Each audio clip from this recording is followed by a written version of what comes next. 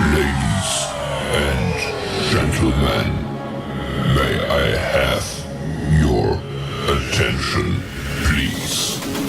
The show starts in 3, 2, 1, go.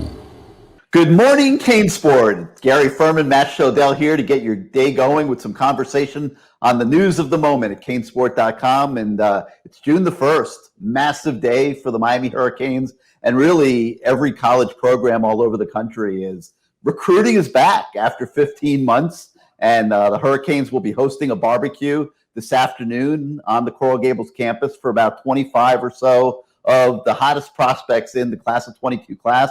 It's safe to say that the direction of Miami recruiting in this 2022 cycle will certainly either get a great jump start today at the barbecue or the Hurricanes will be playing catch up. They'll have a great idea by the time that group of kids leave campus. And so, Matt, let's start there. Obviously, you know, we're getting ready to head down to Coral Gables here to cover all the events of the day. And I think it's one of the biggest days in recruiting history. I mean, I can't remember ever seeing anything quite like this where like the entire recruiting focus I mean, you know, you have paradise camps and stuff, but the entire recruiting focus really is on this one day because it's been so long since kids have been able to visit. Yeah, I mean, it's amazing. I mean, it feels, I'm sure it feels to coaches and Miami fans and us like a little bit like Christmas morning. You know, it's like you finally get to open the present, which is a bunch of recruits coming on campus, because Zoom calls just don't do a program justice. And it's been a long year plus that we have not been able to say so-and-so visited Miami's campus and here's what he thought of it. And now come 8, 9 p.m. tonight, we're going to have a heck of a lot of stuff that we can say, here's what these guys think of the Miami program and Manny Diaz and what they see for the future at Miami and what they got to do on campus with all these guys. And I mean, it's exciting. Like, I think there's going to be some really major positive energy coming out of these visits tonight and tomorrow night. And wouldn't surprise me at all if there's a lot of commitments in June. I mean, these kids are finally getting on campus. If they see what they want to see, you know, they're ready to pull the trigger. They've been waiting just as long as everyone else to get on campus. You know, it's going to be really exciting. Well, you know, it's as star-studded a list, really, as Miami could have hoped for. They've done a great job pulling these kids together, including, you know, some highly ranked guys that maybe have looked like they're going to get away, and they might still get away. But the fact that they've been able to get them to come to campus for a barbecue on the first day of recruiting, to me, is huge. And I think the coaches deserve a lot of credit for what they've been able to do there. Just to throw out a few of the names, Miami Pace defensive end, Shamar Stewart. You got the Homestead teammates, Dante Anderson and Daniel Lyons. 4-star defensive end, Bo Atkinson is flying in from North Carolina. You got 4-star defensive end, Kenyatta Jackson from Hollywood Chaminade coming to campus today. The Dillard defensive end, Najalik Kelly, who has really been surging in recruiting. He'll be there today. Miami Gulliver's Travis Lathan, a linebacker, hybrid kind of player that a lot of schools are getting involved with. He's going to be there. American Heritage corner, Earl Little, a guy, a legacy recruit that a lot of people think is going to end up in the SEC and will not follow his father's footsteps to Miami. Maybe that happens, maybe it doesn't, but he's going to be at Miami today on the first day of recruiting. You got Travell Mullen, the cornerback from Coconut Creek, Daughtry Richardson, the Miami Central offensive lineman, who's picked up a lot of steam in the last couple months in recruiting. Kamari Rogers, the cornerback prospect from Mississippi that Miami's been doing so well with, and now, you know, they want to try to close on him this month. So, and there's many more, but you get the idea. It's just an amazing job, in my opinion, by Miami in pulling this group together for this barbecue. Yeah, I mean, most of the kids, you know, are from the area, but they had the option to go any number of places. June 1st, they can go anywhere they want. So it's going to be really interesting. You know, recruiting doesn't end on June 1st or June 2nd, right? So it's a long road. Too bad. It would be great if it ended on June 2nd because all the kids are going to be at Miami on June 1st. Right. But this is the initial impression that these kids get, and it does linger. So Miami really has to put its best foot forward today with all these kids because it's great to get them first. It's also not great to get them first, just like with official visits, right? You want the last official visit. So the key here is to have this June 1st be so good that when these top kids you just mentioned go to the LSUs and the Alabamas and the Georgias and the Ohio States, they still remember on June 28th when the dead period hits, they still remember, oh man, that Miami visit was amazing. I love this, I love that. What you don't want to have happen is kids come June 1st, June 2nd, not commit, go on all these other visits, and now you're at the end of June, the dead period hits, and they've taken all these visits, and Miami was the first of 5 to 10 visits they took, and everything gets very muddled, and everyone's recruiting against Miami because Miami's the team in their backyard, and that's what's gotten Miami recruiting in trouble for so many years. So if you're Miami, you want to get these kids on campus, their families on campus, make sure mom and dad are on board, make sure the kids on board, get the commitments you can get, make them solid, and get in and get out. Because when these kids come, if they start going on these other visits, you know how that's gone in past years. Miami's right now, if you want to wait till September, October, November, December, and say, hey, we won 11 games, great. But if you want to get commitments now, June 1st, June 2nd, on the official visit weekends, seal the deal. Because after that, they're going to all these other schools that are going to be negative recruiting all day long against Miami. So you really want to see some of these kids pull the trigger as they get off campus the next couple of days afterwards, or even better when they're on campus, if you're a Miami, from a Miami perspective. Well, I mentioned it's one of the more crazier days that I've ever seen. And obviously it's a similar scenario all over the country. So let's bring in Rivals.com National Recruiting Director Adam Gorney and get his perspective on what's going on today, not just at Miami, but all around the country. And Adam, Matt and I have been talking for the last few minutes about the magnitude of June 1st and how unusual it is in the normal stream of things in recruiting. Give us the national perspective of what you guys at Rivals.com are seeing as you prepare to cover the goings on. Yeah, usually there's an official visit season and a camp season, and they're separate. And there's a commitment season and a decommitment season, but this is all wrapped into one. It's like a coiled spring ready to go off. It's starting at midnight. It's going to go all month long. It's going to be absolutely crazy. And it's like something we've never seen in recruiting before. I have a spreadsheet going with over 1,000 visits of kids across the country. That's hardly scratching the surface of what we're going to see. Kids are flying everywhere. Not only 2022 kids either, 2023, 2024. They want to get out on the road. They want to see these coaches and meet them. It's going to be a crazy month, a lot of fun, and we're really excited to cover it.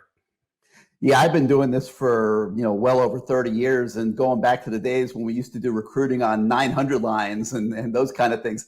And I can't remember anything ever like this, where there's just one day where like all of recruiting came into focus at one time all across the country. And it's going to be total madness. I mean, every coach we talk to uses the word crazy to describe what the next 3-4 weeks of their life is going to be like. I think that the one thing that's on the mind of every Miami fan is where Miami stands on the national scene in recruiting. And, we've got some guys coming in from out of town on some unofficial visits. Obviously, there'll be a lot of officials over the next 3-4 weeks. You guys see everybody. You've got the Rivals camps. You talk to every kid.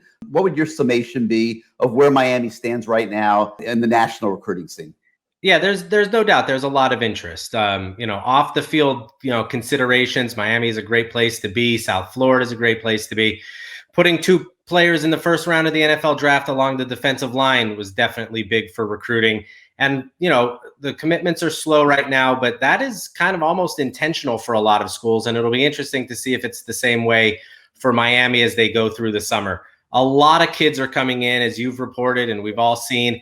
The visits are going to be huge. All the local kids are going to stop in. There's going to be a lot of kids from out of town in. And I think that's going to change, kind of the trajectory of the class right now over the next few months. As we get into July and August, as people who have committed early now see that they really like Miami a whole lot more than they like their other schools, but they had just never been there before. I think we're going to see a whole lot of that stuff happening over the next few months. So don't worry that some schools have 15 commits. That is going to change a whole lot over the next few months. People are going to be loading up on visits and commitments and top lists and favorites. And Miami is certainly going to be in the picture on the national scale there.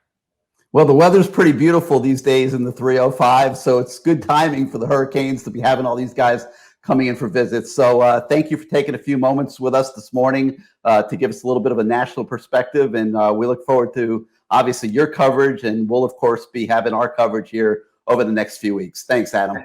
Thanks, Gary.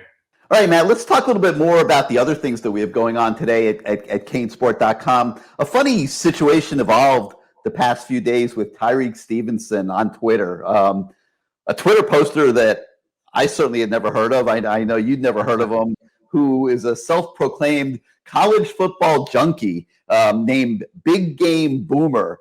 And he posts lists of different things involving college football. And he decided last week that he was going to post his top 50 cornerbacks in college football. And he left Tyreek Stevenson off the list. So, somehow Tyreek noticed that. I don't know how the heck he found it or whatever, but he was, I guess, surfing around Twitter, and he found this guy's top 50 list, and he retweeted it with some emojis and stuff. So, we took it upon ourselves, being the super sleuths that we are, to track down Big Game Boomer and get his perspective on why Tyreek Stevenson is not one of the top 50 cornerbacks in college football. And so, we had that story this morning on CaneSport.com. Your thoughts on the whole thing? I mean, this was one of my favorite interviews, because usually I'm talking to football players or coaches or stuff off the record. This was just like basically talking to a guy, like your neighbor. Picture you're interviewing your neighbor, because that's what this was. I called the guy. He's like, I'm in a meeting. I'll call you right back. He calls me back, and he makes all these lists, and he just does it for fun. It was lockdown on Thanksgiving. He had 60 followers or 62 Twitter followers. Now he's got over 10,000. He's just a guy, I mean, he even asked me, he does the best Mexican restaurants at each Power 5 school. He even asked me at the end of our interview, he says to me, tomorrow I'm putting up the top breakfast places for all these Power 5 schools. He said, what should I put for Miami? I said, put down Madruga Bakery. I said, their egg sandwich is the best. It's right across the street from UM. He says, okay.